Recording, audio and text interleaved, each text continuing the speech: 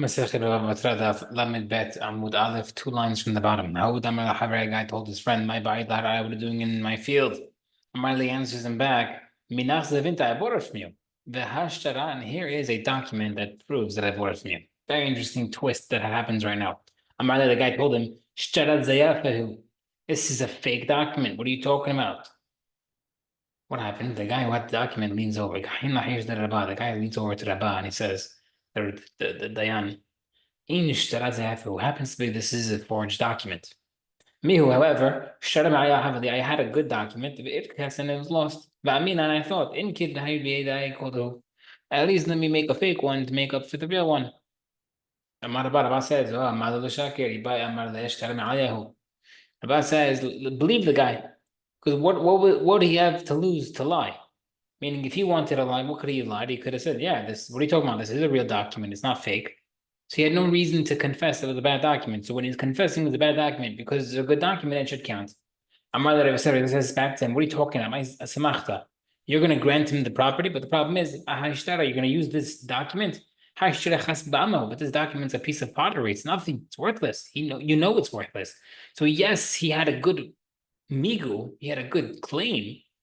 But the problem is, you right now you can't grant him this property because he doesn't have a valid document. Similar case, someone told his friend, give me the $100 that you owe me. Here's a document that proves you owe me the debt. The guy answers him back, it's a fake document. Same thing. The guy leans over to the and tells him, this is a fake document. I had a real one. I lost it and I just made up this one instead. Same answer. He said the same thing. He said the guy had no reason to lie because he wanted to lie. He could have just insisted that the document was good. Amar says the same problem. I should have said the same thing as before regarding the other case that you still can't grant him the money because he only has a fake document. The halacha is like according to Rabba regarding the land. The guy, it's considered good. The halacha according to Yosef regarding the cash. Why is it different? Because makes sense according to Rabba by the land. Whoever has the land, it stays. And since this guy is occupying it, it stays there. And the reason why it stays where with the money is because wherever the money is found, he keeps it. Meaning, the guy who is asking for the money doesn't have the money. And therefore, he's requesting the money to be paid back from him. Then the guy who has the fake document has to give it to him.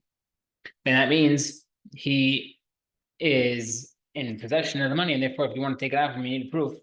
But we keep the status quo, so he doesn't have to give it up. So again, the case in the land is the occupier keeps it, and the case of the debt is that the guy doesn't have to pay back. Now, there was a guarantor told the borrower, right? So the guy had money, and he had a friend of his guarantee the loan. So the guarantor told the borrower, "How give me the $100 that I paid to the lender for you? I mean, you didn't pay the debt, so I paid it for you. Pay me back." Here's the document. Amar, the guy said back to him, "Lav paraticha. What do you mean? I already paid you back." Amar, the guarantor replies, "Lav hadart shakit minai." Yes, you pay me back. Let's say the $100. You pay me back the $100 that I laid out for you for this loan, but then you reborrowed it, and you use the same document as the loan, right? It's an IOU note for $100. You paid me.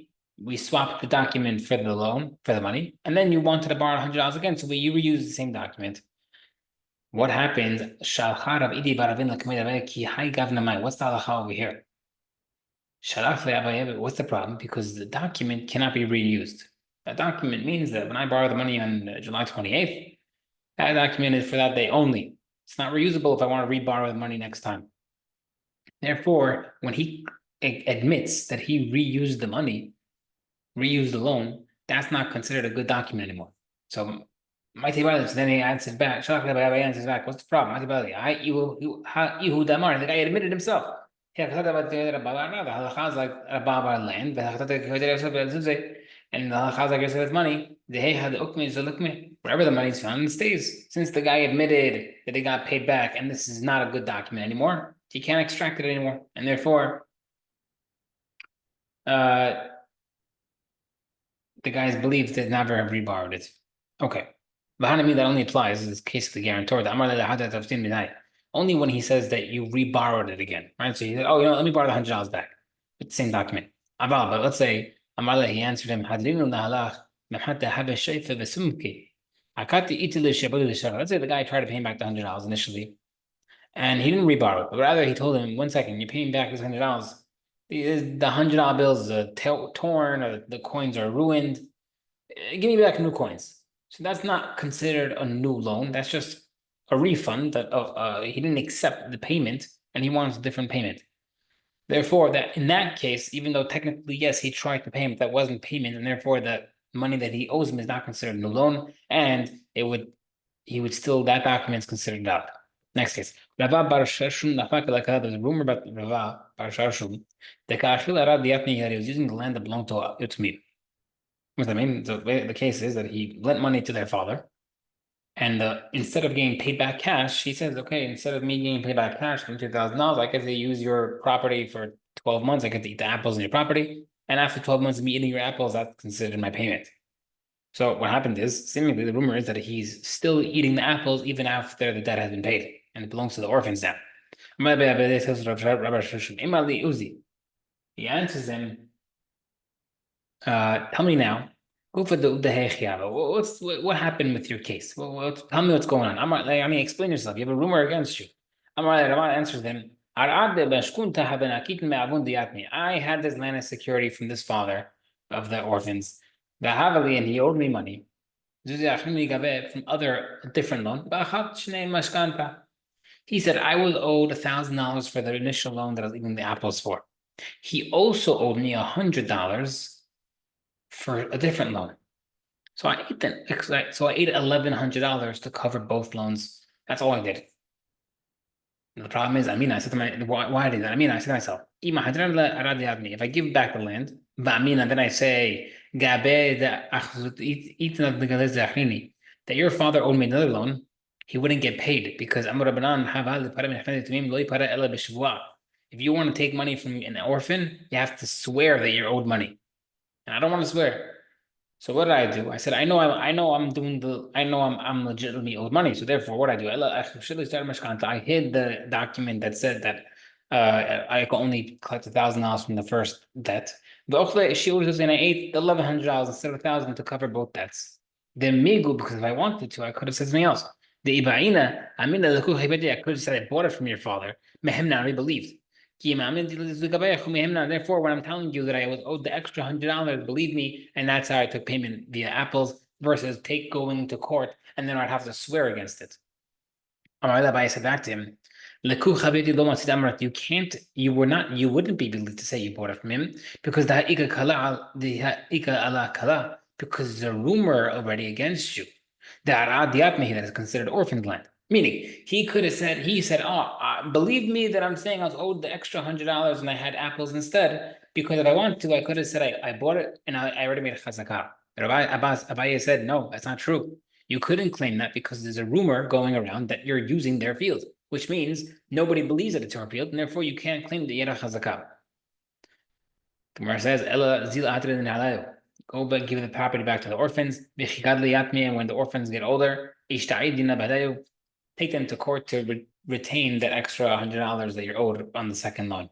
Whatever's left over. He didn't fully collect it yet. But right now, you can't do anything else.